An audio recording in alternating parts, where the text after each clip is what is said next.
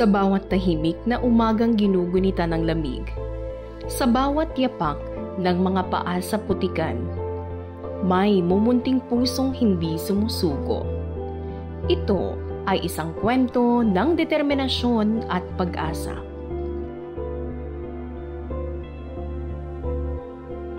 Ang Sitio Mayada ay isang maliit at liblib na pamayanan.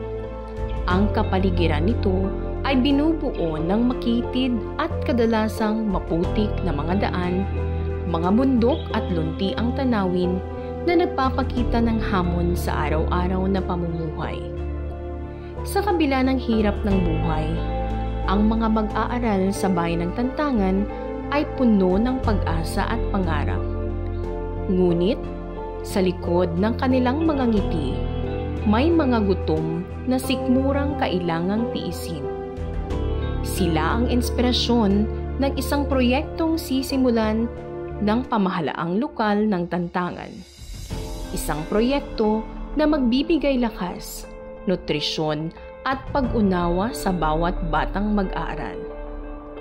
Si Mark Jan ay isa sa mga batang araw-araw na lumalaban sa hamon ng kahirapan upang makamit ang mga minimithing pangarap.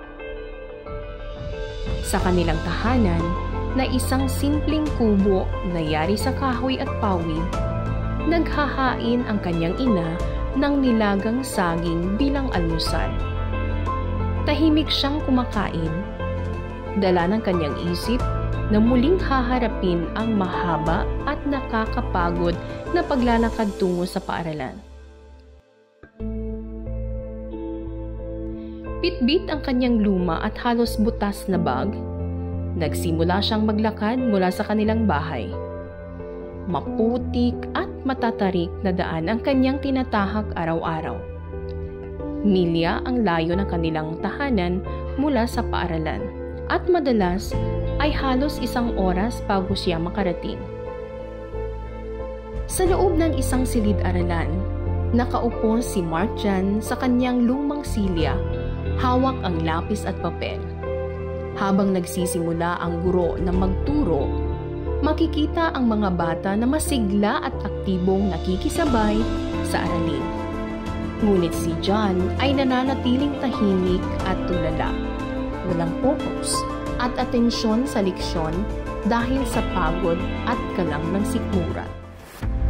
Batay sa pinakahuling resulta ng assessment, lumalabas na may 996 na mag-aaral sa elementarya ang kabilang sa kategoryang low emerging ayon sa CRLA. Samantala, umaabot naman sa 1,614 na mag-aaral sa junior high school ang nasa 3 antas na mas mababa kaysa inaasahang kasanayan batay sa resulta ng PhilIRI. Ang nakababahala pang bahagi pa rito ay ang tinatayang 30% ng kabuuang bilang ng mag-aaral na ito ay may nutritional status na classified bilang severely wasted at wasted.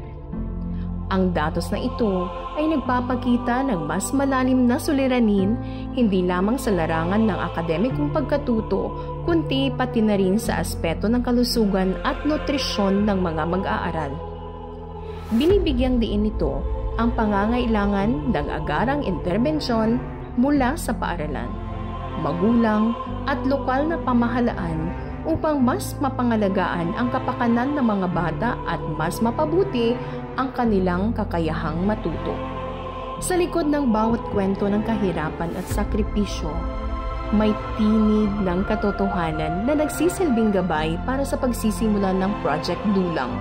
Tungod sa kapiga doon sa amon pangabuhi diri sa bukid, bisan nilaga lang nga saging kag balinghoy, kamuti, makasudod lang gid ka ang akong bata sa eskwelahan para makakuha sang maayo man nga makatuon sang maayo nga pamatasan kag makatuon magbasa. Kung kaisa absent pa siya kay gabulig sa akon sa bukid manghilamon or marelyas, may ibaligya kami para makabakal kabugas. Bilang advisor ni Mark Jan, makita ko gid kun aga nga nagaluya siya pag-abot sa sulod sa eskwelahan. Makita ko ang iya performance nga hindi siya aktibo. Kaya ginamamangkot ko gid siya kung nga hambal niya sa akon, wala sila sa tama nga pagkaon, kag ang ginakaonan nila saging, di kaya kamuti. Kag isa pa sini, layo ang iya ginalaktan. Dili sa balay pakadto diri sa eskwelahan. Kaya kabay pa pinaagi sa project Dulang, masolusyonan ang problema ni Mark Jan, pati man ang mga madamo pa nga kabataan para maibsan ang malnutrition kag illiteracy. Si Mark Jan ay isa lang sa madamo ang mga pigado nga bata diri sa Sitio Mayada sa Barangay Libas, kag particularly diri sa Mayada Elementary School. Kag hindi man aligar nga ang Sitio Mayada diri sa Barangay Libas medyo mataas ang prevalence of malnutrition. Gani dako gid ang akon pagpasalamat upod sa mga kaupdanan ko mga maestra kag sa komunidad sa Sitio Mayada nga ang aton local government unit sa Banos ang tantangan sa pagpanguna sa aton sinihalangdon pinalangga nga Mayor the Honorable Timmy Joy Torres Gonzales nga nag-initiate sang dulang program agud ma-address ang problema ni Mark Jan kag sang madamo pang estudyante diri sa Barangay Libas. Dahil dito, isang makabagong inisyatibo ang inilunsad ng lokal na pamahalaan ng Tantangan sa pangunguna ng butihing Municipal Mayor Timmy Joy G. Torres Gonzales. Ito ang Project Delivering Unconditional Learning with Assistance and Nurturance from the Governance o Project Dulang. So, ang malnutrition, hindi lang basta nga ano ang kaso pag hindi siya maagapan ang isa ka bata, especially sa mga babies natin, sa mga small children, sa 0 to 59 months, isa ni siya nga dahilan na mapatay ang isa ka bata. So, delikado siya nga kaso. So, ang malnutrition, may ginatawag kita may overnutrition, may undernutrition, may mga ginatawag kita na specific nutrient deficiency, may ginatawag kita nga micronutrient deficiency. So, isa sa mga intervention na makabulig kag isa ni siya man nga ginhambalan na istoryahan during sa ato nga MNC meeting or the Municipal Nutrition Committee, ano ang makahatag solusyon nga masolve ini nga mga kaso. So, isa diri sa pagpungko ni Mayor Timmy, priority niya ang Child Nutrition Program. Ang isa din nga ginaisip ng aton mga kabataan, especially sa aton mga bata nga sa school, makakaon sa mga tinapay, nga mga masustansya, nga hindi nga nang nasanay sila nga kung ano itong aral lang sa kantin nga ng mga biscuit nila, para maiba naman. So, ang tinapay nga halin sa Nutripan Bakery, mga masustansya din siya. So, ang supplementary feeding program, kung ato nga banaan, isa man din siya nga makabulig, isa sa among program din sa LGU, tungod sa nga project, ining dulang nga isa man na nahimo na mapamaagi sa kay Mayor na isipan niya ining nga project. So, makabulig sa aton nga mga kabataan. So, ang supply naton sa aton nga feeding sa dulang, so dili siya maghalin sa aton nga Nutripan Bakery sa Kasabay ng pagtutok sa kalusugan, binibigyang halaga rin ng proyekto ang pagpapalakas ng literacy program. Isinasagawa ang mas malalim na pagtuturo at mas masinsinang paggabay upang matiyak na bawat mag-aaral ng Tantangan ay may kakayahang bumasa, sumulat at makaunawa. Dahil alam ng pamahalaang lokal na ang literasiya ay hindi lamang kasanayan kundi pundasyon ng mas malinaw na kinabukasan.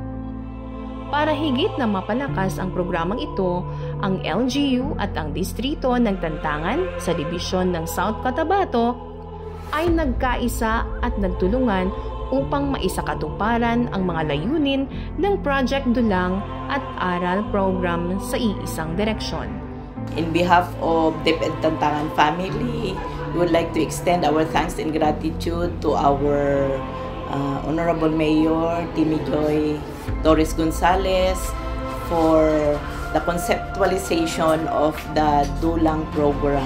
This will address the low emerging learners of ours in the different schools. Yung mga batang malnourished at the same time. No? Kasi i-provide ng LGU ang manpower and they will provide also the Nutriban for our low emerging learners identified in the different schools. Naranyag na Tantangan. Isa pong direksyon ng ating administrasyon ay matutukan ang edukasyon at nutrisyon ng ating mga kabataan. Kaya sa tulong ng LGU Tantangan, ng 19th Council, headed by our beloved Vice Mayor, Honorable Cesar De Silao, kasama ng ating mga kapamilya sa Local Government Unit of Tantangan, sa ating DepEd family, headed by our District Supervisor, Ma'am Daisy Daroca, ipinanganak po ang isang programa na tututukan ang kapakanan ng bawat kabataan sa ating bayan na sa pagbubuo ng kanilang mga pangarap, ang lahat ng kanilang mga pangailangan ay dapat sapat na galing sa gobyerno, galing sa pamilya, at galing sa ating komunidad. Kaya ngayon, aming ipinagmamalaki po ang isang proyekto na ipinanganak out of love and out of care para sa bawat batang Tantangenyo, ang Project Dulang. So doon kasama natin ang mag-anak na tututok sa ating mga anak, hindi lang doon sa kanilang pag-aaral, kundi kasabay noon ay ang nutrisyon din na kanilang dapat ay natatanggap sa araw-araw. So ang Project Dulang ay atin pong ilalunch na ngayon. Magiging isa po siyang baby project at flagship program ng ating administrasyon. Actually, as the Mayor of the Municipality of Tantangan, this is a project na binuo out of dreams aking unang termino.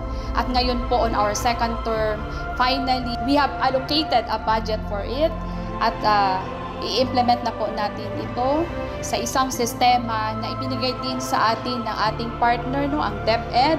Andyan din ang ating MHO headed by Dr. Renato V. Oreta, our Municipal Nutrition Action Office na tumututok sa ating nutrition program sa bayan ng Tantangan, headed by Ma'am Jean De Los Reyes. At so yan po, collaboration po na habang ginagamot natin yung sakit sa nutrisyon, ay gagamutin din natin yung mga sakit o humahad lang sa mga gawain ng ating mga estudyante o mag-aaral sa loob at labas ng paaralan, lalong-lalo na sa loob ng ating mga tahanan. And now, we officially launch our Project Dulang to the Municipality of Tantangan. To our people, of course, with our partners, the DepEd family, ang ating kapamilya sa local government unit, lalong-lalo na po ang ating MHO at MNOW, headed by Dr. Renato V. Oreta. Naranyag na Tantangan, God bless us all. Ito ang simula ng pagbabago kung saan walang batang gutom, walang batang maiiwan, at walang pangarap na hindi maaabot.